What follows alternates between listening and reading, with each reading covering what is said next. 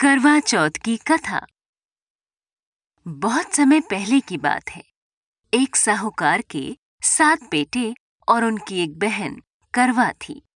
सभी सातों भाई अपनी बहन से बहुत प्यार करते थे, यहाँ तक कि वे पहले उसे खाना खिलाते और बाद में स्वयं खाते थे।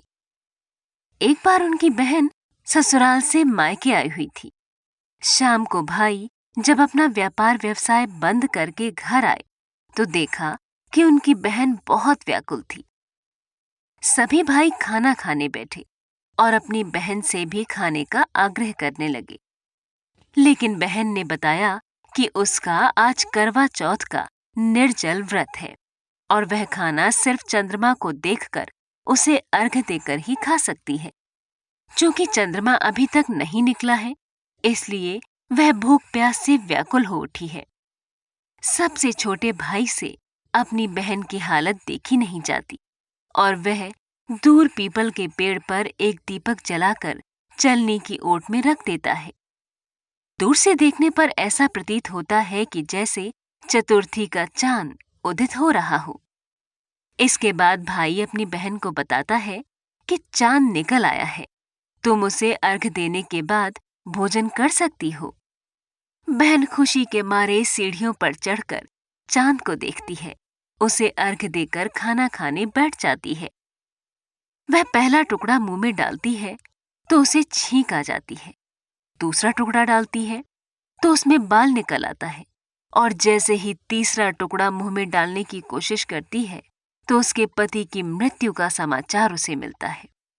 वह बौखला जाती है। उसकी भाभी उसे सच्चाई से अवगत कराती है कि उसके साथ ऐसा क्यों हुआ। करवा चौथ का व्रत गलत तरीके से टूटने के कारण देवता उससे नाराज हो गए हैं और उन्होंने ऐसा किया है। सच्चाई जानने के बाद करवा निश्चय करती है कि वह अपने पति का अंतिम संस्कार नहीं होने देगी और अपने सतीत्व से उन्हें पुनर्जीवन दिलाकर रहेगी। वह पूरे 1 साल तक अपने पति के शव के पास बैठी रहती है, उसकी देखभाल करती है। उसके ऊपर उगने वाली सुईनुमा घास को वह एकत्रित करती जाती है। 1 साल बाद फिर करवा चौथ का दिन आता है। उसकी सभी भाभियां करवा चौथ का व्रत रखती हैं। जब भाभियां उससे आशीर्वाद लेने आती हैं, तो वह प्रत्येक भाभी से यम सुई ले लो, प्रिय सुई दे दो, मुझे भी अपनी जैसी सुहागिन बना दो, ऐसा आग्रह करती है। लेकिन हर बार भाभी उसे अगली भाभी से आग्रह करने का कहकर चली जाती है। इस प्रकार जब छठे नंबर की भाभी आती है तो करवा उससे भी यही बात दोहराती है। ये भाभी उसे बताती है कि चूंकि सबसे छोटे भाई की वजह से उसका व्रत टूटा था, अतः उसकी पत्नी में ही शक्ति है कि वह तुम्हारे पति को दोबारा जीवित कर सकती है।